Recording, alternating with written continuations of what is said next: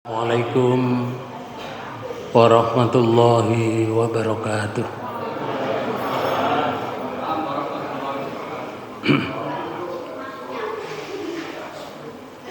Bismillahirrahmanirrahim. Innal hamdalillah nahmaduhu wa nasta'inuhu wa nastaghfiruh wa na'udzu billahi min syururi anfusina wa sayyiati a'malina. May yahdihillahu fahuwal muhtadi wa may yudlil fala hadiyalah. Qala Allahu ta'ala fi kitabihil karim. A'udzu billahi minasyaitonir rajim. Alladzina amanu wa tatma'innu qulubuhum bi dzikrillah. Ala bi dzikrillahi tatmainnul qulub. Shadaqallahul adzim. Hadirin hadirat Bapak Ibu yang dirahmati Allah, marilah pertemuan ini kita awali dengan bacaan basmalah. Bismillahirrahmanirrahim. Sebelum saya sampaikan kajian ini, saya sampaikan pada Bapak Ibu sekalian, taqabbalallahu minna wa minkum, taqabbal ya karim. Mudah-mudahan amal ibadah kita selama di bulan Ramadan ini diterima oleh Allah Subhanahu wa taala, dan berbuat baik selama 1 tahun sehingga ketemu di Ramadan yang akan datang.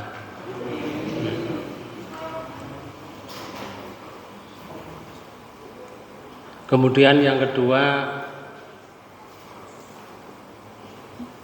adatnya, tradisi kita,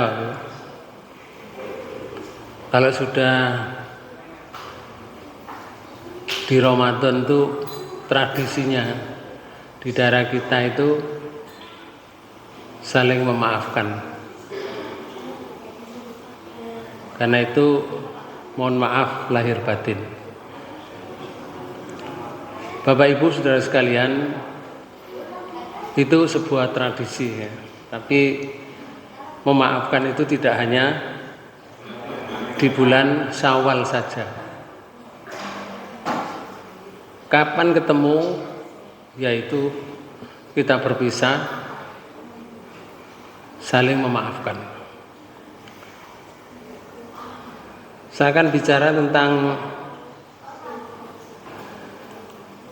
makna dan urgensi Syawal. Maknanya dan urgensi Syawal. Ada beberapa urgensi dalam Syawal itu. Pertama, Syawal itu sebagai indikator keberhasilan Ramadan.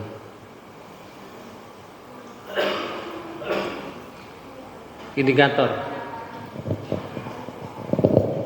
Jadi Ramadan itu, Syawal itu bisa menjadi, kalau bahasa kita, tetenger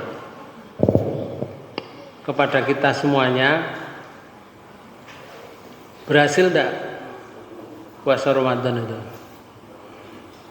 Para ulama itu mengatakan begini, sawabul hasanatil hasanatu ba'daha. Balasan dari kebaikan, balasan kebaikan yang lalu adalah kebaikan berikutnya. Jadi baik itu tidak berhenti, tidak berhenti. Dalam hadis riwayat Tirmidzi itu Rasulullah menyatakan, orang yang beriman itu tidak akan pernah merasa bosan, tidak pernah merasa bosan terhadap apa yang pernah, kebaikan yang pernah didengarnya. Jadi mendengar sesuatu baik terus dilakukan. Mendengar sesuatu lagi dirasa baik lalu dilakukan. Tidak akan pernah berhenti. Sampai kapan? Hatta yakuna muntahahul jannah. Sehingga perbuatan baik itu sampai dia berakhir masuk surga. Itu sifatnya orang beriman ketika melaksanakan atau mendengar suatu perbuatan yang baik. Maka indikator ini yang pertama ini maksudnya, jika setelah Ramadan itu kita masih rajin sholat berjamaah, masih rajin membaca Al-Quran, dan masih rajin menjaga lisan. Kita di bulan Ramadan kan lisan itu terjaga betul. Mau ngerasani orang tidak mau, tidak berani. Ngomentari orang juga tidak berani. Atau hibah orang itu tidak berani. Bisa menjaga lisan. Kalau setelah Ramadan itu seperti itu, sholat jamaahnya tepat pada waktunya, baca Al-Quran tidak berhenti, walaupun tidak banyak, tapi terus lesannya dijaga, maka itu pertanda Ramadan kita diterima. Itu tandanya, indikator pertama itu. Sebaliknya,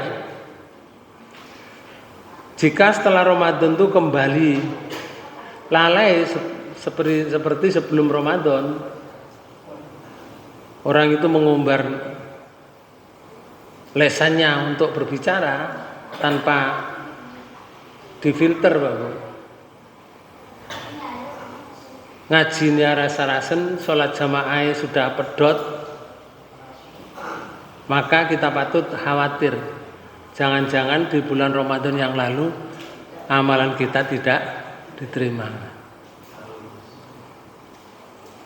Indikator yang kedua, nih, Syawal sebagai momentum istiqomah. Syawal itu sebagai momentum istiqomah. Sebagaimana dalam surat Al-Hijr, surat 89, di ayat 99 itu ada kalimat ngeten, Allah menyatakan, wa'bud rabbaka hatta ya'tiyakal yakin. Teman terjemahkan.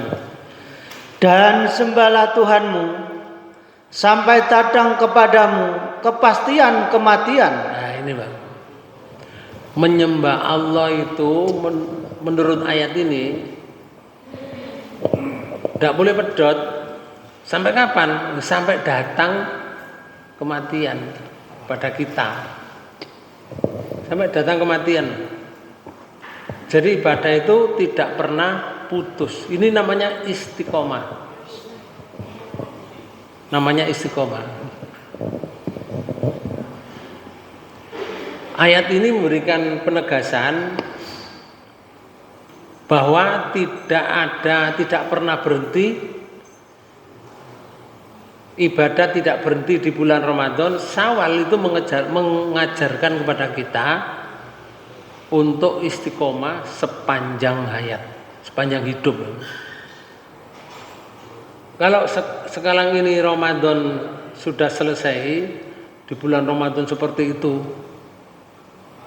ibadahnya loh.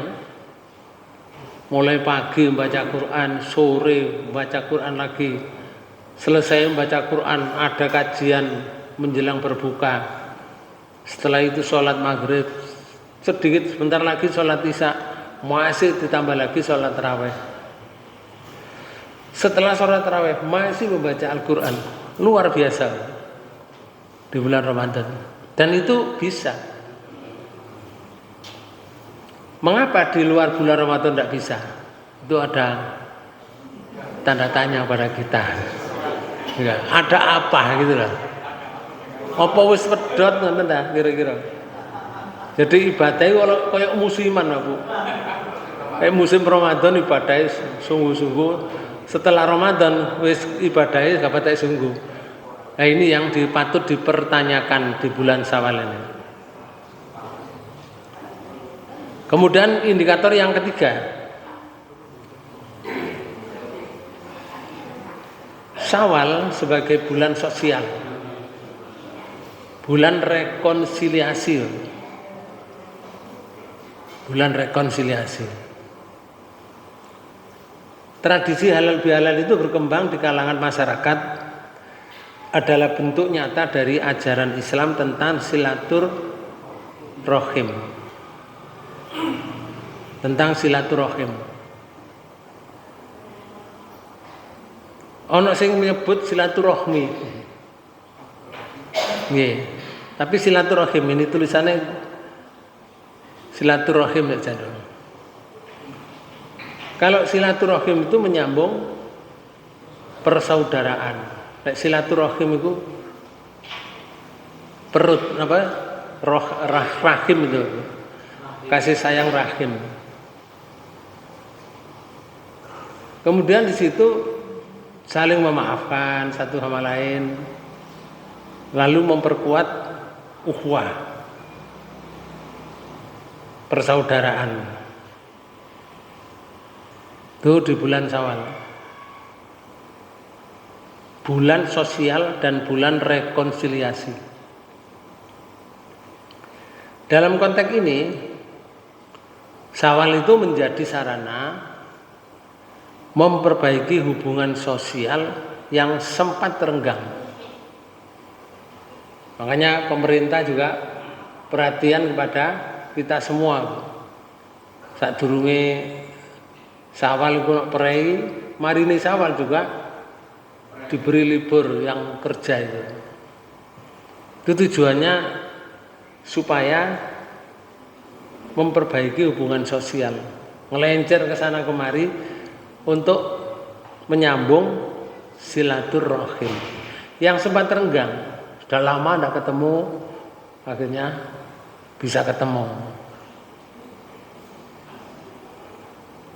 Ada 3. Lalu yang keempat, indikatornya adalah Syawal sebagai momentum menjaga spiritualitas. Jangan sampai semangat ibadah itu hanya di bulan Ramadan saja. Itu namanya musiman. Musim ibadah. Musim gak ibadah, pray. Jangan musiman. Ramadan itu melatih. Sebagaimana hadis yang disampaikan Rasulullah, syahrun muasah. Bulan Ramadan itu syahrun muasah, yaitu syahrun bulan pendidikan. Jadi dididik di bulan Ramadan, dilatih, mulutnya dilatih tidak gampang membicarakan orang lain. Wah, sitok ini wangil loh, mulut ini sulit ini. Mungkin kalau dengan teman itu artinya bisa menjaga, tapi di keluarga sulit loh. Kalau tidak kedua-duanya itu mengerti, sulit loh. Misalkan di keluarga istrinya misalkan pas membicarakan tetangga, si lanang meneng ae. Gak komentar meneng ae. Dijak ngomong meneng ae. Iso dadi tukaran, Pak. Nggih. Iso dadi tukaran. Si wedok ngomentari, sampeyan iki budhek gak dijak ngomong gak gelem. Nyaut. Bisa tukaran, Pak. Sakjane sing lanang iku kepingin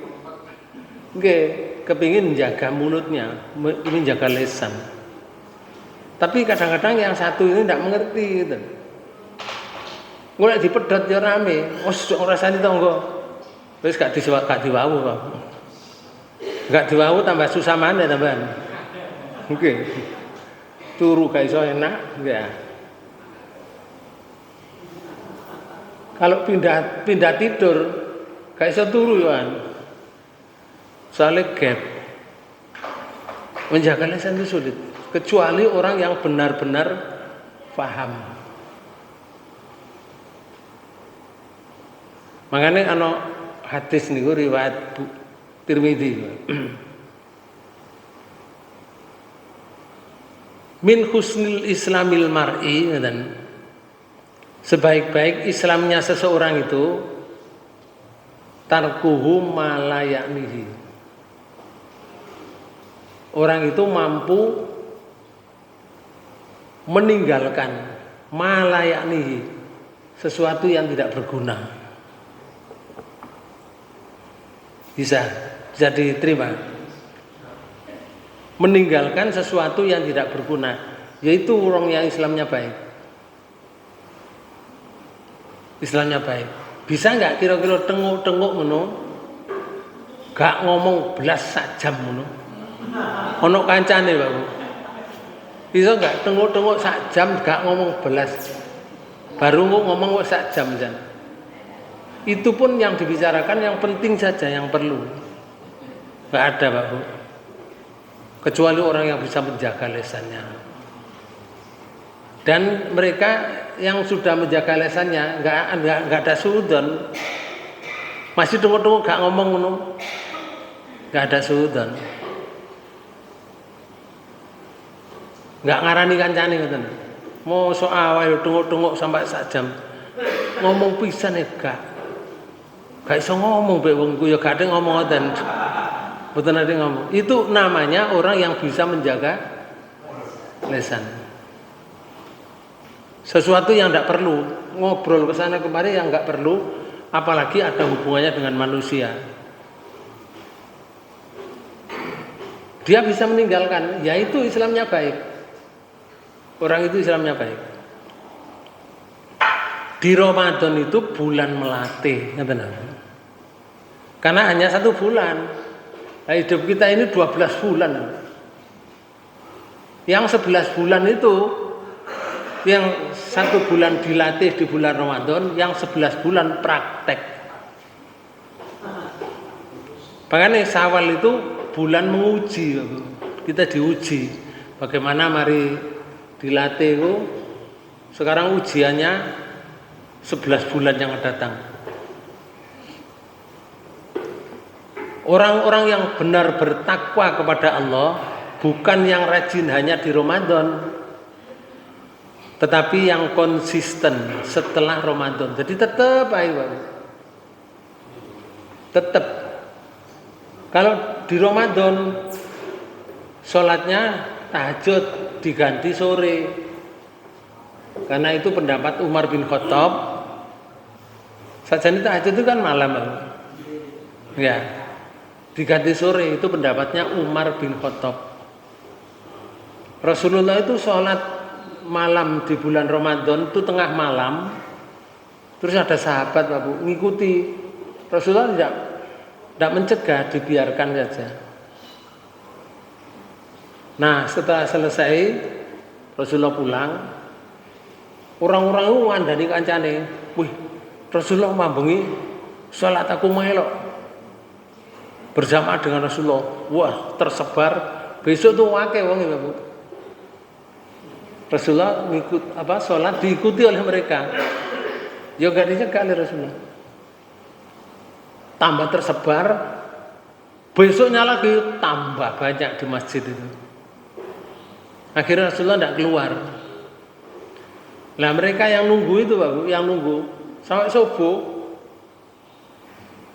Sehingga Rasulullah begitu subuh keluar, ada yang bertanya, ya Rasul, kemana tadi malam? Kami menunggu sekian banyak orang. Ya, saya tahu kamu banyak ngumpul di sini. Saya khawatir, jangan-jangan sholat seperti ini diwajibkan pada kamu nanti. Kamu berat, tidak bisa melaksanakan. Jadi Rasulullah itu sholat malam di bulan Ramadan itu seumur hidup yang berjamaah itu hanya 2 hari. Seumur hidup. Seumur hidup kan suwe, Pak. Hanya 2 kali.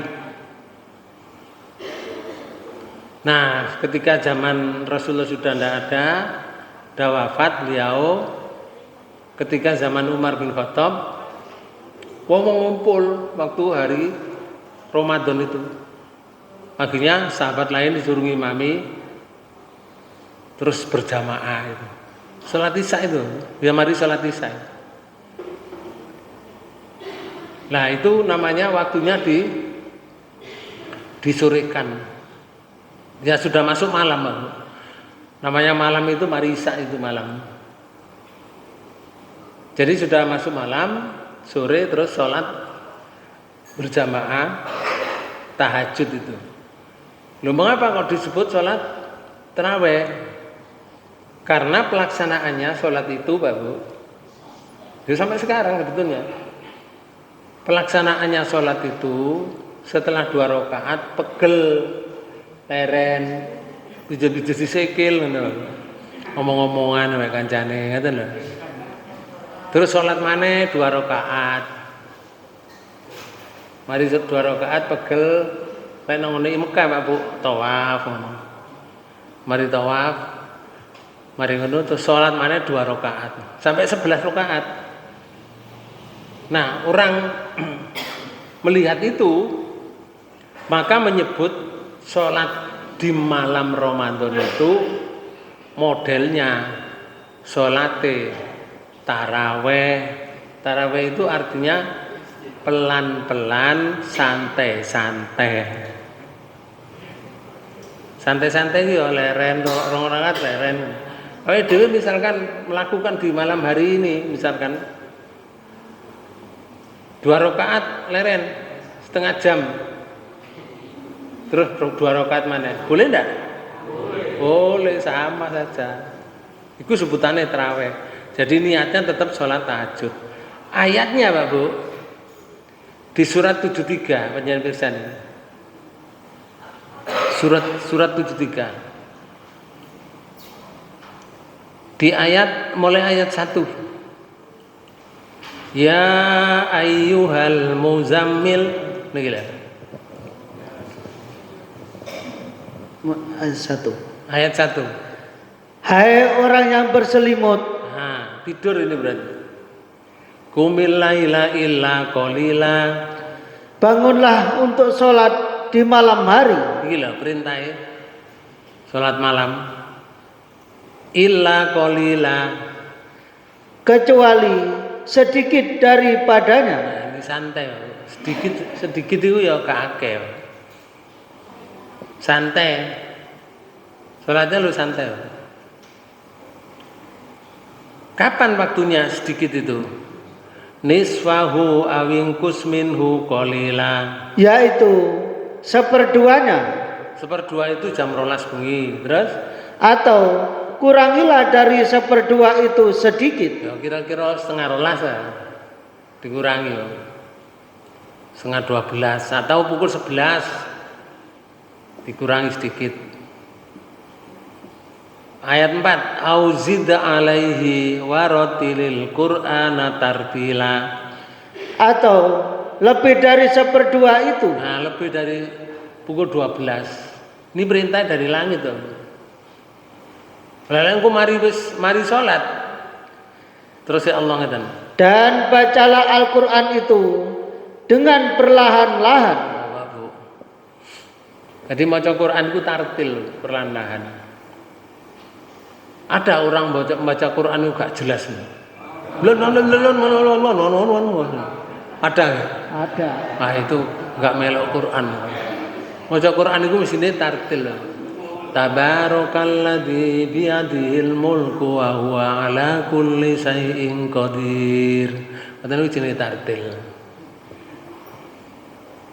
Iki sing perintahe di ayat 1 sampai 4 surat 73. Ada yang surat 17 loh. Ini. Di ayat 79. Wa minal laili fatahajjad bihi nafilatan lak asa ayyab'asaka rabbuka maqaman mahmuda. Dan pada sebagian malam hari bersolatlah, tahajudlah kamu. Yo. Sebagian malam bersolat tahajudlah kamu. Pertanyaan saya, ada tidurnya ada di sini? Ada. Ini loh, ayat ini loh. Ada tidurnya? Mana ya? Tidak ada kan? Lah, ayat ini kau. Hai orang yang berselimut, berarti Bangunlah. tidur. Bangunlah untuk sholat malam. Jadi sholat malam itu turu dhisik oleh, gak turu ya oleh. Kalau disimpulkan ini, kesimpulan sholat malam harus tidur dulu gak oleh Bapak. Ayatnya gak ngono kok. Oke. Jadi sholat malam itu tidur boleh, tidur dulu oleh dan gak ngantuk. Gak iso turu bengi. Nggarap pekerjaan misalkan sampai malam. Loh, sampai jam 12 bisa. Langsung sholat tahajud. Boleh enggak? Boleh. Boleh seperti ayat ini. Lanjut. Sebagai suatu ibadah tambahan bagimu. Nah ini. Jadi sholat malam itu ibadah tapi tambahan untuk kita. Yang wajib itu 5 waktu itu. Terus? Mudah-mudahan Tuhanmu mengangkat kamu ke tempat yang terpuji. Kalau mudah-mudahan itu yang mengatakan Allah dan berfirman Allah itu artinya pasti. Makanya di ayat 73 nih kau surat 73 di ayat 5 kan itu. Inna sanulki alaika qaulan sakila. Sesungguhnya inna sanulki aku akan memberikan perkataan yang sangat berat kepada orang yang sholat malam itu. Perkataan berat itu apa? Perkataan yang tidak semua diberi. Contohnya, misalkan Pak Presiden akan mengangkat Menteri Pendidikan. Apa diumum no? Ngangkat Menteri Pendidikan diumumkan nggak? Ya. Enggak, langsung ditanya teleponnya si orang itu nomornya berapa? Presiden nelpon dari dalam kamar Bapak.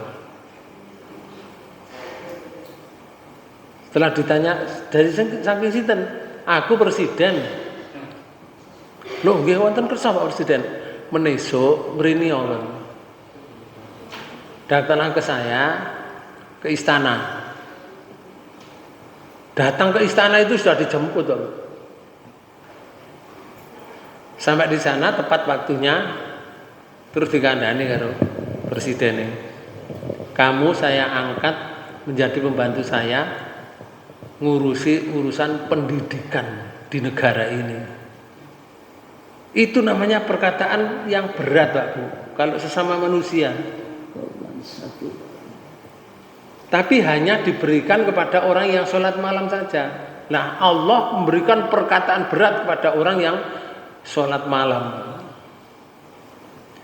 Yang sholat malam itulah yang akan diberi perkataan yang sangat berat, yang tidak diberikan kepada yang lain. Artinya seperti ini, mengangkat kamu ke tempat yang terpuji. Terpuji menurut Allah, tapi belum tentu terpuji menurut manusia. Tapi menurut Allah terpuji, pasti orangnya enak di hadapan Allah nanti. Ini kembali ke sini, Bapak. Karena itu di bulan Ramadan itu melatih, bulan Syawal itu menguji kita, diuji. Nah, di bulan Syawal ini kita jaga 3 hal yang penting, Bapak. Pertama, menjaga ibadah pribadi dengan cara melanjutkan puasa sunnah Syawal. Dalam 1 bulan itu ada 6 hari, Bapak. Rasulullah dawuh Man shoma Ramadhana summat ba'ahu sittan min Syawal. Barang siapa yang puasa Ramadan 30 hari, kemudian diikuti puasa Syawal 6 hari. Kana kasyamud dahri. Hadisnya riwayat Muslim, Bang. Adalah seolah-olah orang tersebut berpuasa sepanjang masa, setahun muput, Bang. Poso Ramadan 30 dino ditambah 6 dino. Tapi kita tidak puasa terus menerus enggak, tapi Allah memberikan pahala seperti berpuasa setahun muput. Hadis sahih riwayat Muslim.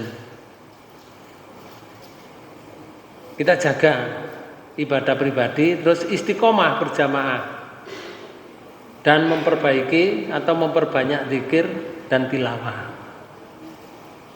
Yang kedua, ini harus kita perhatikan, kita jaga, menjaga ukhuwah. Syawal adalah bulan memaafkan. Jangan ada lagi di antara kita itu yang dendam, iri hati, dan penuh permusuhan. Jangan mau. Karena Rasulullah SAW itu pernah bersabda, mengajarkan bahwa memaafkan adalah jalan kemuliaan. Kemudian yang ketiga, pesan penting, menjaga akhlak. Ramadan melatih kita menahan diri, maka di bulan Syawal akhlak itu harus tetap hidup jujur. Kayak Ramadan itu. Amanah. Ya intinya menjaga lisan.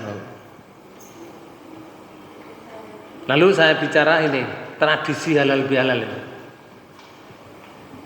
Halal bihalal itu tidak diajarkan bukan ajaran Islam, tapi itu tradisi. Dan tradisi ini baik. Kalau ajaran Islamnya itu begini, wal afina anin nas, dan maafkan atau memaafkan orang-orang yang baik itu ialah salah satu diantaranya memaafkan sesama manusia. Itu ajaran Islamnya. Itu di Quran surat 3 ayat 134. Nah, lalu halal bihalal itu apa? Itu kata majemuk. Kata majemuk. Dalam bahasa Arab itu berarti halal dengan halal, ngoten. Atau sama-sama halal, ngoten. Tapi kata majemuk ini tidak dikenal oleh kamus Arab itu tidak ada halal bihalal itu.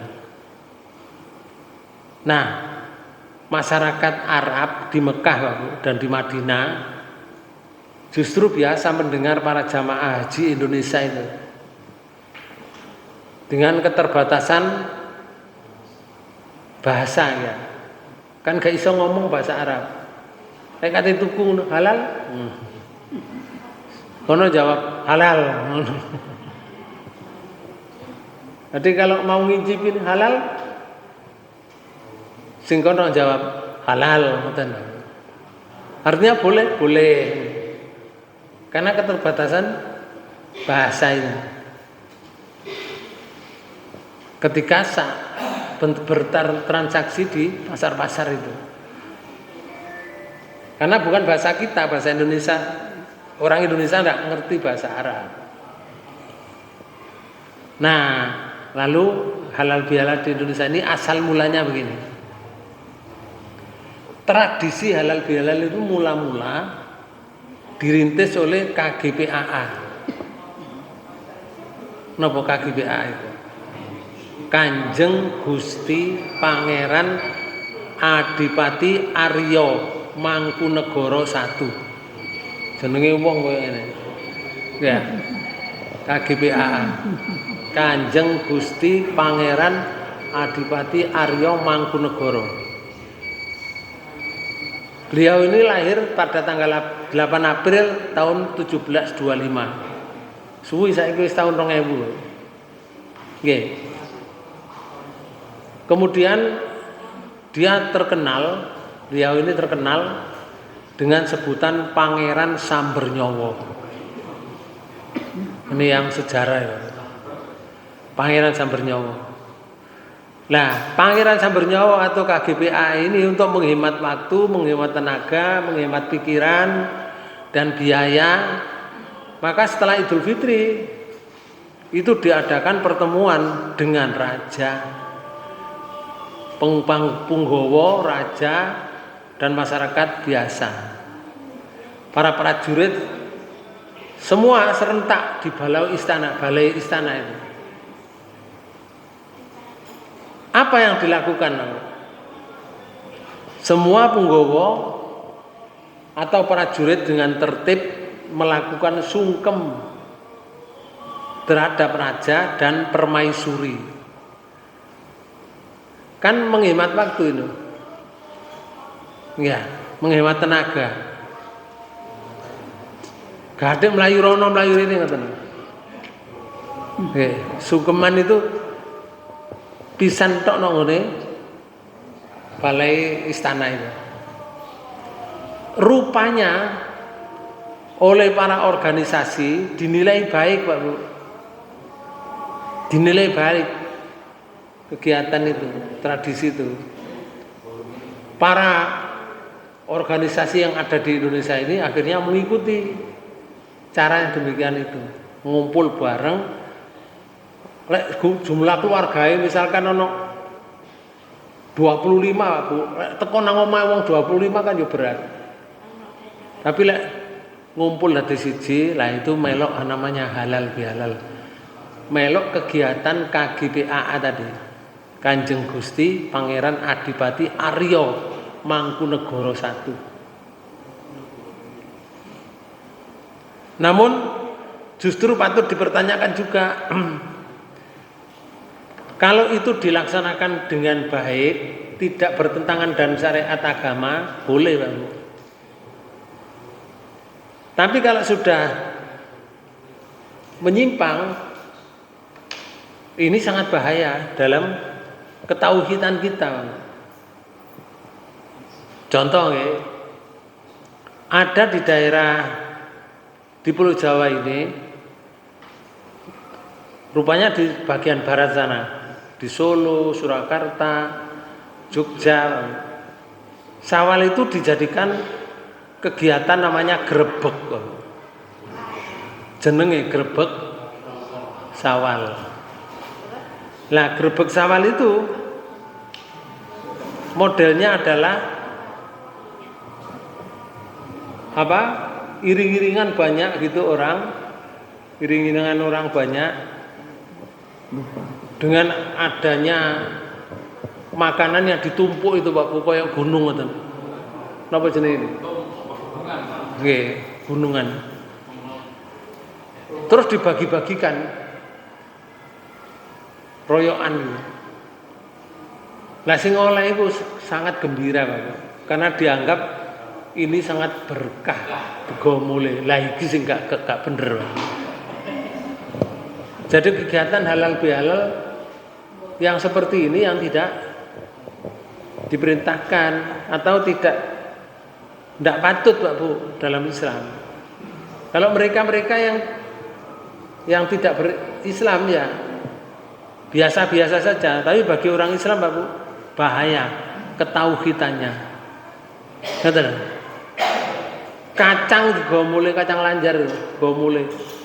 Karena digrebek tadi namanya grebek Syawal, komentarnya ini membuat barokah dalam hidup kami. Bukan barokah itu dari Allah, tapi dari panganan gua. Nah, itu sih gak bener. Kemudian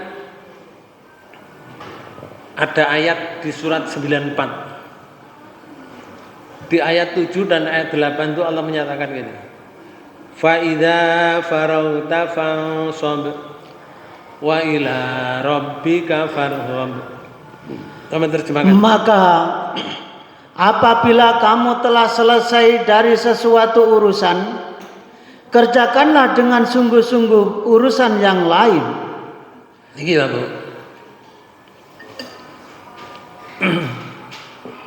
Ayat ini umum. Kalau kita sudah menyelesaikan di bulan Ramadan dengan sungguh-sungguh tadi, selesai terus mendapat gelar. Diberi gelar kita ini. Diberi gelar oleh Allah gitu. Idul Fitri. Itu gelar Pak Bu. Aid itu artinya kembali, fitri itu suci. Sing duwe Idul Fitri hanya orang yang berpuasa. Sing puasanya sungguh-sungguh di bulan Ramadan itu akhirnya mendapatkan gelar Idul Fitri. Sing gak poso Pak Bu, gak oleh Idul Fitri, cuma uripe bareng ambek wong sing Idul Fitri. Paham? Nggih. Nah, jadi sing gak poso gak oleh Idul Fitri, tapi melok Idul Fitri kadang-kadang kupatan sadurunge kupat ngono kupatan. Padahal kupatan itu juga bukan ajaran Islam. Ada yang menerjemahkan itu. Kupatan itu terjemahan dari para ulama dulu. Kafatan. Napa? Kafatan. Kafatan itu bahasa Arab, bahasa Indonesianya menyeluruh atau sempurna. Poso Ramadan 30 dina ditambah 6 dina itu jenenge kafatan. Nah wong Jawa iku senengane panganan, Pak Bu. Akhirnya diarani napa? Kupatan. Senengane panganan. Tapi itu bukan bahasa hadis ya. Itu hanya para ulama untuk menggiring mereka itu supaya tidak terlalu sesat. Dikatakan seperti itu. Kalau sudah selesai, terus Allah ini, hadapilah atau kerjakanlah dengan sungguh-sungguh urusan lain. Artinya setelah bulan Ramadan itu perkara besar itu Pak Bu.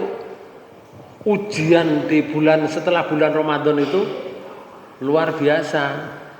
Hadapi dengan sungguh-sungguh perkara yang baru itu. Karena kita tidak diuji oleh Allah. Semuanya diuji.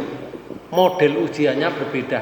Saya diuji Allah dengan panjenengan diuji Allah, tidak sama. Tapi lorone podo. Modelnya sih nggak sama. Ono sing diuji fisik nggih. Ono sing diuji rumah tangga. Ono sing diuji pekerjaan dan seterusnya. Tidak akan pernah berhenti. Selesai sudah ujian satu selesai, jangan dikira tidak ada ujian. Allah menyatakan, hadapilah ujian berikutnya dengan sungguh-sungguh. Hasilnya bagaimana? Ayat 8. Wa ila rabbika farghab. Dan hanya kepada Tuhanmu lah hendaknya kamu berharap. Jadi kita berharap hanya pada Allah.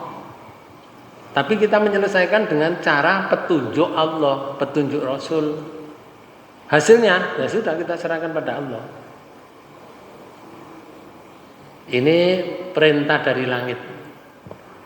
Kemudian Pak Bu di surat 13 ayat 28 itu Allah menyatakan gini. Alladzina amanu wa tatma'innu qulubuhum bidzikrillah. Ala bidzikrillahi tatma'innul qulub. Surat 13 ayat 28. Monggo. Oh, sampean terjemahkan. Oke. Surat Ar-Ra'd ayat 28.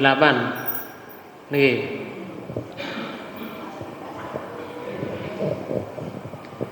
Yaitu orang-orang yang beriman. Nah, orang beriman itu terus Allah dan hati mereka menjadi tentram. Nah, orang beriman itu hatinya menjadi tentram. Kenapa kok jadi tentram? dengan mengingat Allah. Ini Bapak. Orang beriman itu menjadi tentram hatinya karena mengingat Allah. Orang itu kalau sudah mengingat Allah tentram hatinya, Bapak. Menghadapi apa saja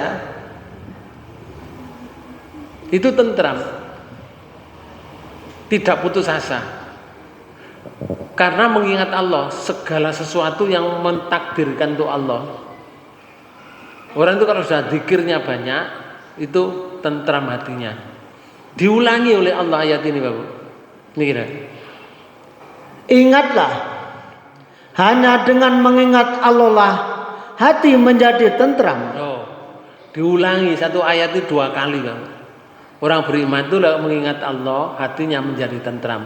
Allah mengulangi lagi, ingatlah, hanya mengingat Allah, hati menjadi tentram. Di bulan Ramadan itu zikirnya kepada Allah itu banyak enggak? Banyak, ngepol Bapak. Notok ya Pak. Ya. Artinya begini, orang itu kalau sudah banyak zikir pada Allah, gak mikir yang lain Bapak.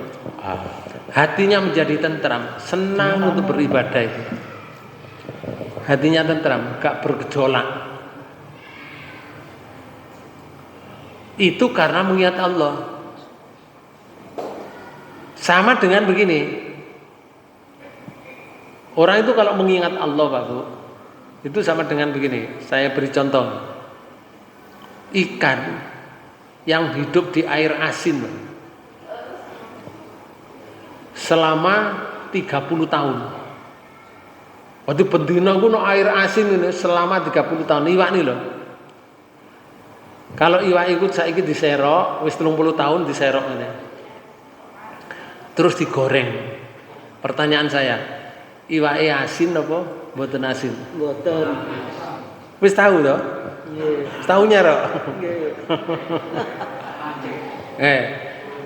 Artinya iwak sing teko laut tuh golek awake dhewe nang ngene Lamongan, ngene Tuban ngono wae. Golek iwak laut. Langsung digoreng, enggak asin. Padahal hidup di laut itu 30 tahun. Di air asin. Pertanyaan saya yang kedua, kapan iwak iku asin? Sudah meninggal. Napa? Sudah meninggal.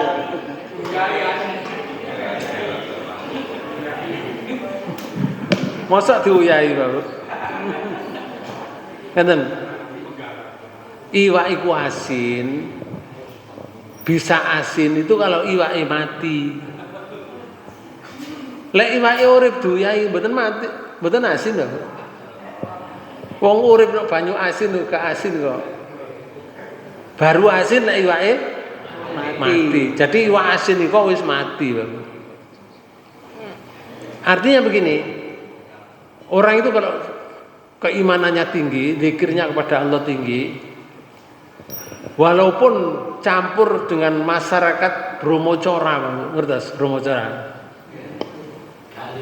Woi, campur Bromocora, campur hijau, campur abang, campur kuning, misalnya. Orang tersebut tidak akan terpengaruh sama sekali. Artinya, seperti ikan tadi, tidak terkontaminasi dengan airnya. Orang yang zikirnya tinggi kepada Allah tidak akan terkontaminasi dengan lingkungan yang Bromocora itu. Koyok lengo ambek air. Masukkan dalam botol kok piok ngene. Sampeyan dekek botole. Campur napa beda? Beda. Begitu Pak anak orang yang beriman kepada Allah, yang sungguh-sungguh mendikir kepada Allah itu tinggi. Jauh dari pengaruh. Kapan orang itu terpengaruh? Kapan orang itu terpengaruh? Kancane kuning melok kuning, kancane hijau melok hijau. Kalau hatinya sudah mati. Napa? Hatinya sudah mati. Lek iwake mati. Nggih. Lek menungso kok campur Bromocora, dadak katut Bromocora. Berarti kaya iwak niku wau. Mati. Nggih. orangnya tidak banyak berzikir kepada Allah. Iwak nih Pak Bu di laut nih. Kalau mau mati itu sudah kodrati Pak Bu dari Allah. Lek mau mati, mau mencolot nang gorengan nggih, nang wajan. Iwake minggir Pak Bu. Ikannya itu minggir. Pernah nggak mendengar ikan terdampar? Banyak kan. Sing gede itu jenenge terdampar, lek cilik-cilik mboten terdampar. Ngambang. Jadi minggir, Pak. Iwak ini mau mati, iwak ini mau mati. Iku minggir. Supaya dimanfaatkan oleh orang. Yang besar ya dimanfaatkan oleh orang. Laut itu kalau di pager ngene ya. Dikei batasan potong. Ini desa kene, kono desa iku, kono desa kono. Lah iwake terdampar kok kene. Orang yang punya desa itu moro, Pak. Semuanya betotong. Napa? Betotong. Nggih. Membawa tong. Nggawa pecok, Pak Bu. Peceli. Dibagi sak desa. Lah iwak gedene sak truk ya. Iku dibagi sak desa. Karena iwake katene mencolot nangone wajan. Iwak itu atau ikan tadi tidak betah di habitatnya. Habitat ikan di mana? Air. Lek sudah nggak betah di air, berarti ikannya minggir mau mencolot nang wajan. Nggih. Mau mati artinya ikannya mau mati. Pertanyaan saya, Bapak Ibu, orang iman itu habitatnya di mana? Habitatnya orang beriman di masjid, di pengajian taklim gini, atau di tempat yang lain untuk kajian Islam. Itu habitatnya orang yang beriman. Lek wong iman kok gak betah no pengajian, wong iman gak betah di masjid, pertanda kaya iwak iku mang kate mencolot nang wajan. Berarti iwake kate mati. Nek wonge gak betah no habitatnya, habitat orang yang beriman tadi, berarti orangnya hatinya akan mati. Kita jaga Pak Bu, habitat kita ini jangan sampai hilang begitu saja. Nah, kemudian yang selanjutnya saya akan sampaikan ini Pak Bu. Manusia itu kalau salah ada dua. Satu salah kepada Allah, dua salah kepada manusia. Lek salah kepada Allah gampang Pak Bu. Sujud saja kepada Allah yang banyak, istighfar yang banyak, selesai. Contoh ini ya, surat 4 ayat 17. Allah menyatakan gini, Innama taubatu 'alallahi lilladzina ya'maluna su'a bijahalatin summa yatubuna min qarib fa ulaika yatubullahu 'alaihim wa kana Allahu 'aliman hakima. Monggo. Sesungguhnya taubat di sisi Allah adalah taubat bagi orang-orang yang mengerjakan kejahatan lantaran kejahilan. Niki lho. Tobat yang diterima oleh Allah itu hanyalah tobatnya orang yang mengerjakan kejahatan, tapi lantaran jahil, gak ngerti Pak Bu. Berbuat salah 50 tahun. Salah terus, barang krungu pengajian. Loh, ya Allah salah saya hidup ini. Wis 50 tahun Pak Bu. Kemudian mereka bertobat dengan segera. Nah, terus kembali kepada Allah, tobat segera. Padahal umurnya karek didik kan. Terus ya Allah, maka mereka itulah yang diterima Allah taubatnya. Diterima. Ya seperti itu yang diterima oleh Allah. Sehingga diterima ayat 18 niki. Dan tidaklah taubat itu diterima Allah dari orang-orang yang mengerjakan kejahatan, yang hingga apabila datang ajal kepada seseorang di antara mereka. Nah, niki wonge berbuat jahat terus, salah terus sampai wonge loro, akan datang ajalnya. Oleh maksiat itu terus gak berjalan terus, gak leren-leren sampai wonge loro nemen kate ajale kate metu. Dadak wonge muni ngeten. Barulah ia mengatakan, sesungguhnya saya bertobat sekarang. Lah muni saiki aku tobat. Gak iso apa-apa Pak Bu. Saya mengatakan saya sekarang tobat. Tidak diterima oleh Allah. Itu tobatnya orang yang tidak diterima. Seperti tidak diterimanya terus ya Allah. Dan tidak pula diterima tobat orang-orang yang mati sedang mereka di dalam kekafiran. Wonge mati dalam kafir. Mati dalam keadaan kafir. Lek kafir mati Islam diterima tobatnya. Lek kafir mati kafir gak diterima tobatnya. Iku koyo wong iku mang. Maksiat baru ngomong saya tobat sekarang gak diterima. Wong ki mati kafir yo gak diterima. Mereka itu terus ya Allah, bagi orang-orang itu telah kami sediakan siksa yang pedih. Berat. Jadi kalau salah dengan manusia dengan Allah itu mudah. Yang berat itu salah terhadap sesama. Itu syaratnya harus dihalalkan sebelum meninggal. Nah, niki ada hadis Pak.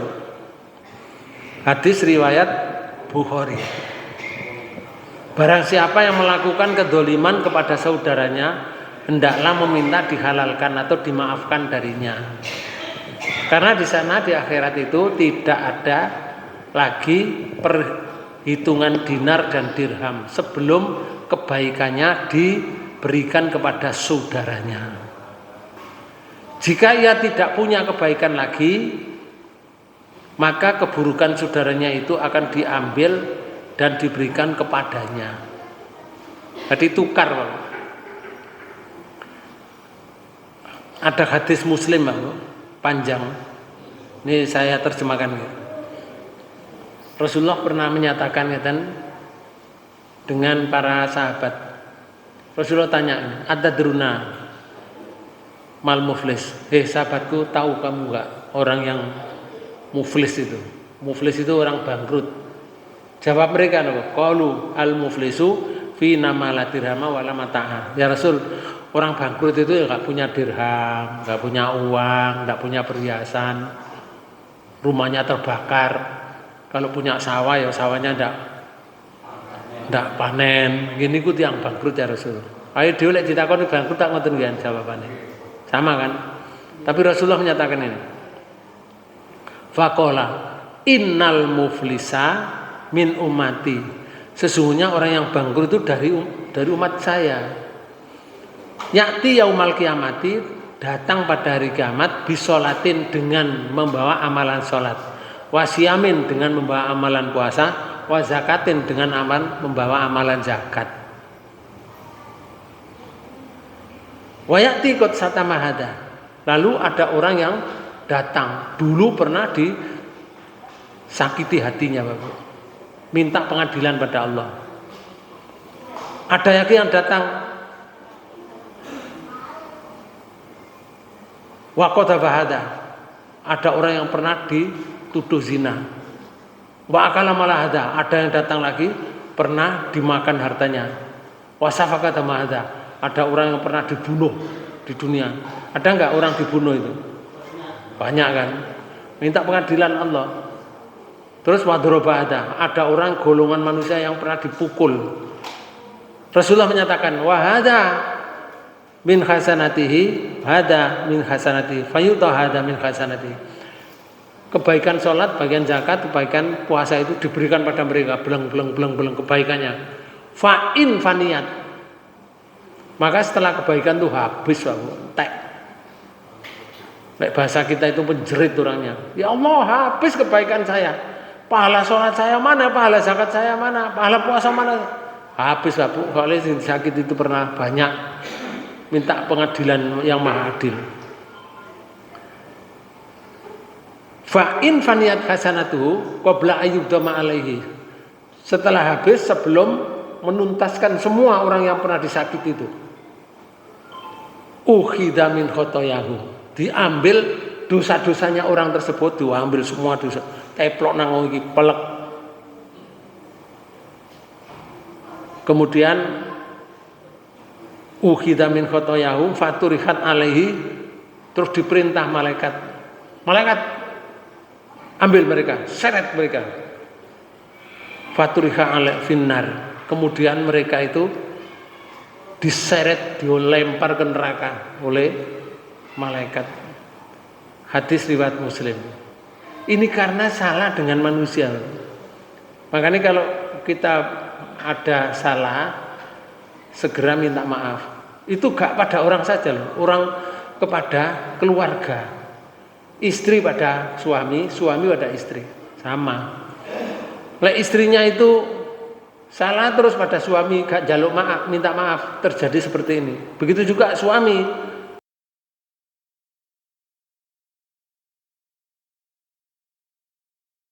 Sholatnya, zakatnya diambil istrinya. Kalau habis masuk neraka, naudzubillah min dzalik. Padahal bojone dhewe. Makanya kudu jaluk sepuro itu siapa saja. Semoga-moga kula panjenengan ini diberi hidayah oleh Allah Subhanahu wa taala sehingga kita menjadi orang dipimpin oleh Allah dan menjadi orang yang husnul khotimah. Demikian, lebih kurangnya mohon maaf. Wassalamualaikum warahmatullahi wabarakatuh.